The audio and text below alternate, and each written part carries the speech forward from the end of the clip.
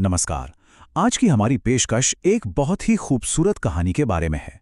एक कहानी जो हमें माँ के प्यार के उस गहरे कर्ज के बारे में सोचने पर मजबूर कर देती है, जिसे कहते हैं कि कभी चुकाया नहीं जा सकता। तो चलिए इसी कहानी में उतरते हैं। हाँ, माँ के दूध का कर्ज, ये बात तो हम सबने कहीं ना कहीं सुनी ही है ना? और देखिए, हमारी पूरी कहानी का जो सार है, वो इसी एक लाइन के आसपास बुना गया है। यही वो इमोशनल कोर है जिस पर हम आज बात करेंगे। तो कहानी की शुरुआत कहाँ से होती है? सोचिए, गांव की एक ठंडी ताजगी भरी सुबह है।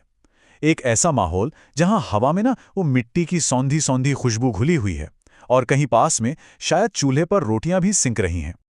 और इसी शांत माहौल के बीच आम के पेड़ की घनी छांव के नीचे हमारी कहानी का पहला और सबसे अहम किरदार है एक माँ। ऐसा लगता है जैसे उनका होना उस गांव की शांति का ही एक हिस्सा हो। और वहीं आंगन में एक छोटा सा बच्चा खेल रहा है। उसका नाम है राम और उसकी माँ, उनका नाम है सीता देवी। बस यहीं से इन दोनों की जिंदगी का सफर शुरू होता है। तो कहानी का पहला पड़ाव है माँ की ममता का। राम का बचपन कैसा था? कह सकते हैं कि वो पूरी तरह से अपनी माँ के प्यार में डूबा हुआ था, उनके आंचल की छाँव में। अब होता क्या है, एक दिन छोटा राम अपनी माँ से बड़ी मासूमियत से एक सवाल पूछता है। वो कहता है, माँ, मैं बड़ा होकर क्या बनूंगा?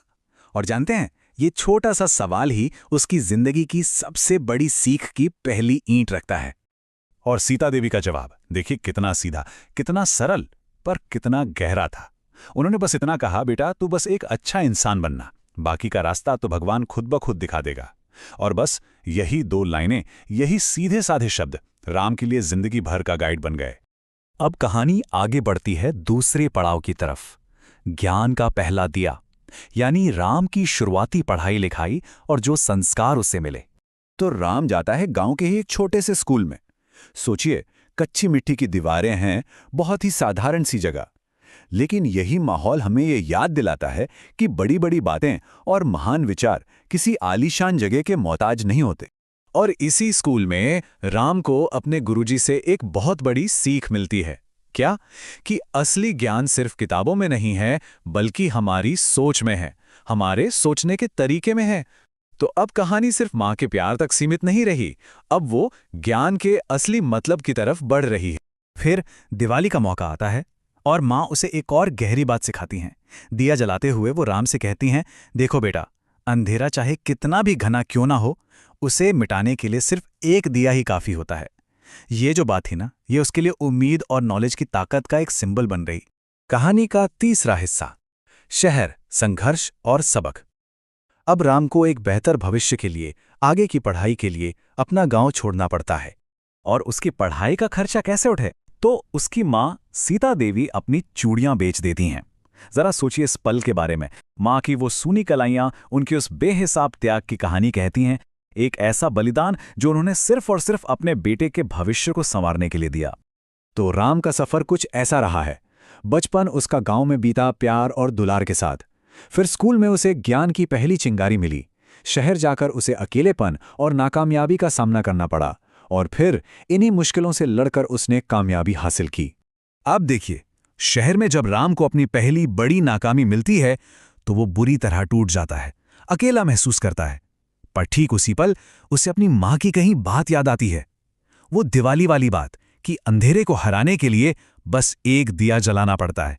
और बस वही एक याद उसे दोबारा खड़े होने की हिम्मत दे जाती। और फिर आता है चौथा दौर, कामयाबी और सेवा का। आखिरकार राम की मेहनत रंग लाती है। वो एक कामयाब इंसान बनता है और फिर वापस अपने गांव लौटता है। साइंस की दुनिया में अच्छा खासा नाम कमाने के बाद राम जब वापस आया, तो उसका सबसे पहला काम क्या था पता है? अपने लोगों को, अपने समाज को कुछ लौटाना।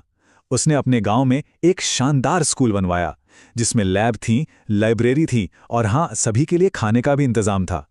और इतनी बड़ी कामयाबी के बाद भी उसने इसका क्रेडिट खुद नहीं लिया। उसने बड़ी विनम्रता से बस एक बात कही, आज मैं जो कुछ भी हूं, ये सब मेरी माँ की वजह से है। और अब हम पहुंचते हैं कहानी के आखिरी और सबसे इमोशनल हिस्से पर। सवाल ये है, ये कर्ज था या कर्तव्य? एक शाम राम अपनी माँ के पास बैठता है और उनसे वो सवाल पूछता है जिसमें शायद उसकी पूरी जिंदगी की मेहनत, उसका पूरा सफर सिमटा हुआ था। वो धीरे से पूछता है, माँ, क्या मैं आपके दूध का कर्ज चुका पाया? इस पर उसकी माँ का जवाब बहुत ही गहरा है, ध्यान से सुनिएगा। वो मुस्कुराती हैं और बड़ी प्यार से कहती हैं, बेटा, माँ का कर्ज चुकाया नहीं जाता। उसे तो बस निभाया जाता है। इस एक लाइन ने मतलब कर्ज की पूरी परिभाषा ही बदल दी। ये कोई लेन देन का सौदा नहीं है, ये तो जिंदगी भर निभाने वाला एक फर्ज है, एक कर्तव्य है। और आज भी सीता देवी का वो प्यार, उनका वो त्याग उस गांव में जिंदा है। कैसे? उनके नाम पर गांव के होनहार बच्चों को सीता देवी पुरस्कार दिया जाता है। ये पुरस्कार सिर्फ एक इनाम नहीं, बल्कि उनके उस अमर बलिदान का प्रतीक है जो आने वाली न जाने कितनी पीढ़ियों को प्रेरणा देता रहेगा।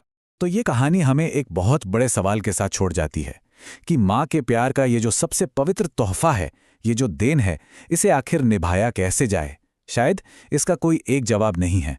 इसका जवाब हम सबको अपनी अपनी जिंदगी में अपने तरीके से खोजना होगा।